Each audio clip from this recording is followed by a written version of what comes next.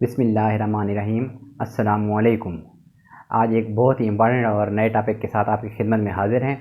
आज का हमारा टॉपिक है जो पेशेंट हमारे पास आते हैं, मतलब ख़ासकर जो है जब उनकी उम्र 50-55 साल 60 साल से ऊपर हो जाती है, ओल्ड एज में मेल पेशेंट्स, तो उनको जो है अक्सर छोटे पेशाब के मसाइल शुरू हो जाते हैं।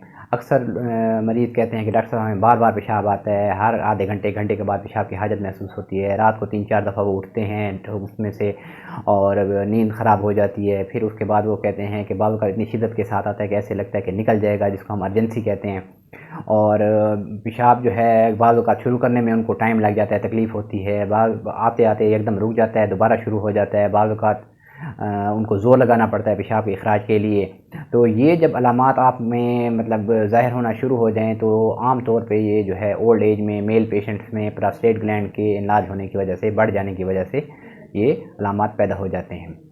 प्रोस्टेट ग्लैंड बेसिकली जब हम पेशेंट कहते हैं कि डॉक्टर साहब गदूद हो गया है, तो ये एक मिसकंसेप्ट है। गदूद अल्लाह पाक ने जो बनाया है, प्रोस्टेट ग्लैंड हर मेल जो बच्चा है उसमें पैदाइशी ये एक नॉर्मल ग्लैंड है, लेकिन ये एज के साथ साथ ये बड़ा होता है। और यूरिथ्रा जो है वो मैं एग्जांपल देता हूँ उनको, जैसे आप ये अगर मुट्ठी है तो इसके दरमियान में अगर हम ये है इसको पेन गुजरते हैं तो इस तरह यूरिथ्रा आपके छोटे पेशाब की नाली प्रोस्टेट ग्लैंड के अंदर से गुजर रही होती है। तो जब प्रोस्टेट बढ़ता है, सिर्फ आमतौर पर बाहर की तरफ नहीं बढ़ता बल्कि वो अंदर की तरफ नाली जो पेशाब की नाली है उसके ऊपर भी प्रेशर देता है, तो फिर आपका पेशाब खुल के नहीं आता और आपका मसाना जो है वो उसमें हाइपरट्रॉफी शुरू हो जाती है, जिसकी वजह से हाइपर सेंसिटिविटी होती है और पेशाब बार बार आता है।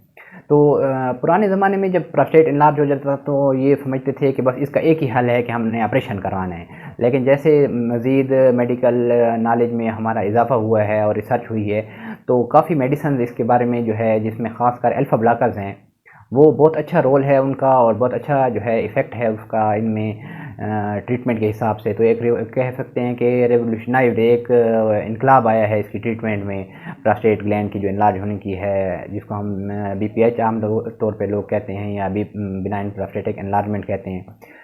तो इसमें जो है अल्फ़ा ब्लॉकर हमारे हैं जो आजकल मोस्ट कॉमन यूज़ होते हैं, उसमें टेम्सोलिसिन वगैरह हैं, और जो हमारे नॉन सेलेक्टिव थे इनिशियली कार्डियोरा हाइड्रिन वगैरह वो यूज़ होते थे, लेकिन साइड इफ़ेक्ट्स की वजह से मतलब थोड़ा उनको लाइक नहीं किया जाता, वो भी इफ़ेक्टिव हैं।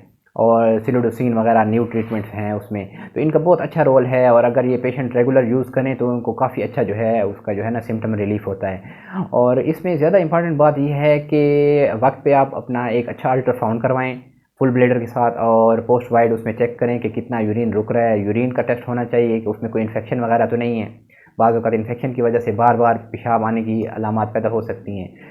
और आमतौर पे जब प्रोस्टेट ग्लैंड बड़ा होता है तो कुछ इसमें न्यूरोलॉजिकल चेंजेस भी होती हैं ओल्ड एज में, उसमें साथ कोलोन की भी वो होती हैं जिसमें कब्ज़ भी साथ शुरू हो जाती है। तो कब्ज़ जो है जब आपको हो जाए साथ, अगर आपका ग्लैंड बड़ा है तो फिर आपको पेशाब की तकलीफ़ और ज़्यादा हो जाती है। तो इसके इलाज में एक इम्पॉर्टेंट पॉइंट ये भी है कि कब्ज़ को होने से रोका जाए, उसके लिए खुराक में भी फाइबर डाइट है, इसबगोल है, सलाद है, फल फ्रूट वगैरह हैं, और साथ जो है उसके आप मेडिसिन भी यूज़ कर सकते हैं ताकि कब्ज़ ना हो। इस चीज़ का हम थोड़ा सा ख्याल रखें। और अगर सिर्फ एक प्लेन अल्फ़ा ब्लॉकर से कंट्रोल नहीं हो रहे सिम्टम, तो उसमें जो है कुछ अगर साइज़ ज़्यादा है 40 या 50 ग्राम से, तो हम उसमें साथ ड्यूटास्टेरॉइड या फिनास्टेरॉइड ऐड कर सकते हैं, कम्बिनेशन थेरेपी कर सकते हैं। और अगर ओवर एक्टिव सिम्टम उसमें ज़्यादा हैं, यानी अर्जेंसी फ्रीक्वेंसी रात को बार बार उठना पड़ता है, तो उसमें हम साथ सोलिफिनासिन या दूसरे एंटीकोलिनर्जिक सेलेक्टिव हैं जो ब्लीडर सेलेक्टिव हैं वो ऐड करते हैं, तो उससे फ्रीक्वेंसी काफ़ी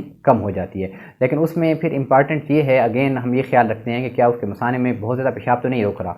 अगर 100-150 ml से PMR भी ज़्यादा है तो फिर रिटेंशन में पेशेंट जा सकता है, इसका हमने थोड़ा सा ख्याल रखना है। और सर्जरी जो पहले मेन स्टे कहा जाता था, आज से 50 साल पहले या 100 साल पहले जो अगर हिस्ट्री को देखें तो अब लास्ट रिज़ॉर्ट है। जब आपको कोई मतलब मेडिसिन इफ़ेक्ट नहीं कर रही, कोई इफ़ेक्ट उनका नहीं आ रहा, सिम्टम्स बहुत सीवियर हो गए, या पेशेंट बार बार रिटेंशन में जा रहा है, या उसको इन्फेक्शन हो रही है, या उसको ब्लीडिंग स्टार्ट हो गई है, तो या कॉम्प्लिकेशंस कोई डेवलप कर रहा है, साथ हेमराइड्स हैं या हर्निया वगैरह, तो फिर सर्जरी की इंडिकेशन हैं उसमें।